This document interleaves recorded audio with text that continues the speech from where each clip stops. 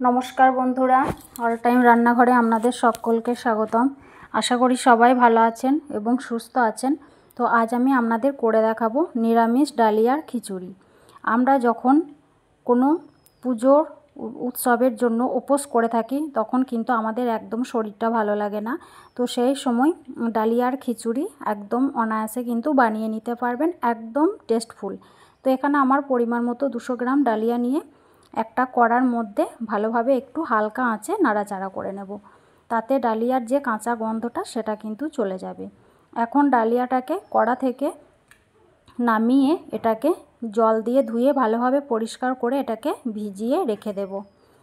Minute 10-15 ভিজিয়ে রেখে দিলেই কিন্তু এটা অনেকটা পরিমাণে ফুলে যাবে। এদিকে এটা ভিজানো থাক, আর এদিকে আবার সেই কড়ার মধ্যে আমি কিন্তু এখানে 100 গ্রাম মুগ ডাল নিয়েছি। এই ডালটাকেও একটু ভাজা ভাজা করে নেব, তেল ছাড়াই কিন্তু শুকনো কড়াইয়ের মধ্যে একটু নাড়াচাড়া করে নিতে হবে, তাতে ডালের যে কাঁচা গন্ধ সেটা কিন্তু অনেকটাই চলে যাবে।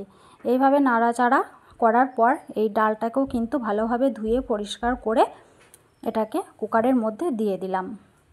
আর যে ডালিয়াটা ভিজিয়ে রেখেছিলাম সেটাও এখন সম্পূর্ণভাবে ভিজে গেছে, এটাকেও এই কুকারের মধ্যে দিয়ে দিলাম। দেওয়ার পর এখানে 2 থেকে 3টে কাঁচা লঙ্কা দিয়ে দিলাম। দেওয়ার পর একটু আদা গ্রেট করে রেখেছিলাম সেটা দিয়ে দিলাম। আর এখানে একটু পরিমাণে লবণ আর একটু পরিমাণে হলুদের গুঁড়ো দিয়ে দিলাম। দেওয়ার পর এখানে যেহেতু 200 গ্রাম ডালিয়া আর 100 গ্রাম মুগ ডাল নিয়েছি, তার জন্য কিন্তু এখানে আমি 600 থেকে 700 গ্রামের মতো জল দিয়ে দিলাম। তারপর ঢাকনা দিয়ে এটাকে আমি হাই হিটে 3 থেকে 4টে সিটি দিয়ে দেব, তাহলেই কিন্তু ডালিয়া আর কলাইগুলো খুব সুন্দরভাবে সেদ্ধ হয়ে যাবে। দেখুন কতটা সুন্দরভাবে সেদ্ধ হয়ে গেছে।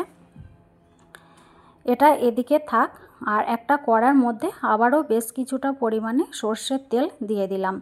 দেওয়ার পর তেলটা একটু গরম হয়ে এলে কয়েকটা শুকনো লঙ্কা আর একটা তেজপাতা আর 1 চামচ মতো গোটা জিরে ফোড়ন হিসাবে ব্যবহার করলাম। তারপরে এখানে আমি কিছুটা পরিমাণে আলু আর একটু কুমড়ো হাফ সেদ্ধ করে রেখেছিলাম, সেটা এই তেলের মধ্যে দিয়ে দিলাম। এখানে আমি যেহেতু কুকারের মধ্যে ডাল আর ডালিয়াগুলো সেদ্ধ করে নিয়েছি, তার জন্য আলু আর কুমড়োটাও কিন্তু হাফ সেদ্ধ করে নিয়েছিলাম। এটাকে তেলের মধ্যে দিয়ে ভালোভাবে কিন্তু নাড়াচাড়া করে নিতে হবে। আর এখানে কয়েকটা কাঁচা লঙ্কা ফাটানো অ্যাড করে দিলাম।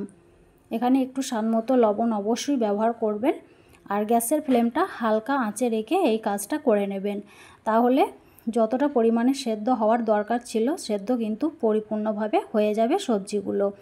আর কিছুটা পরিমাণে আদা গ্রেট করে রেখেছিলাম সেটাও দিয়ে দিলাম, আর পরিমাণ মতো হলুদের গুঁড়ো দিয়ে দিলাম। স্বাদ মতো অবশ্যই লবণটা দিয়ে দিলাম, অল্প পরিমাণে দিলাম যেহেতু ওখানে একবার লবণ ব্যবহার করেছি। তো সমস্ত উপকরণগুলোকে ভালোভাবে মিশিয়ে নেব। মেশানোর পর এখানে আমি একটু পরিমাণে জল দিয়ে দেব, তাহলে যে গুঁড়ো মশলাগুলো দেব সেগুলো কিন্তু একদম কড়ার মধ্যে লেগে যাবে না। তো একে একে এখানে আমি কিছু গুঁড়ো মশলা অ্যাড করব। প্রথমে একটু লঙ্কার গুঁড়ো দিলাম, তারপরে এখানে আমি একটু জিরের গুঁড়ো দিলাম, আর এখানে আমি কালারের জন্য একটু কাশ্মীরি লঙ্কার গুঁড়ো দিয়েছি, 1 চামচ মতো ধনের গুঁড়ো। সমস্ত মশলাগুলোকে ভালোভাবে এই সবজির সঙ্গে কষিয়ে নিতে হবে গ্যাসের ফ্লেমটা হালকা আঁচে রেখে। তো এটাকে সুন্দরভাবে কষানোর পর দেখুন ভালোভাবে কিন্তু তেল ছেড়ে এসছে, কালারটাও চেঞ্জ হয়ে গেছে। এখন আমি যে ডালিয়া আর মুগের ডাল সেদ্ধ করে রেখেছিলাম একসঙ্গে সেটা এই কড়ার মধ্যে দিয়ে দিলাম। দেওয়ার পর সুন্দরভাবে কিন্তু এটাকে মিশিয়ে নিতে হবে। মেশানো হয়ে গেলে এটাকে 3 থেকে 4 মিনিট একটু ফুটতে দিলেই কিন্তু আমাদের খিচুড়ি রান্না রেডি হয়ে যাবে। তো নামানোর আগে এখানে আমি 1 চামচ মতো ঘি দিয়ে এটাকে 5 মিনিট মতো ঢাকা দিয়ে রেখে দেব গ্যাসের ফ্লেমটা অফ করে। 5 মিনিট পর একটা প্লেটের মধ্যে আপনাদের সার্ভ করে দেখাচ্ছি খিচুড়িটা কতটা সুন্দর হয়েছে দেখতে। যতটাই লোভনীয় হয়েছে খেতে কিন্তু ততটাই সুস্বাদু এই ডালিয়ার খিচুড়ি। একবার হলেও কোনো উপবাসের দিনে অবশ্যই বানাবেন, পেটও ভরবে আর খিদেও লাগবে না, শরীরও ভালো থাকবে। তো আজ এই পর্যন্ত বন্ধুরা, ধন্যবাদ।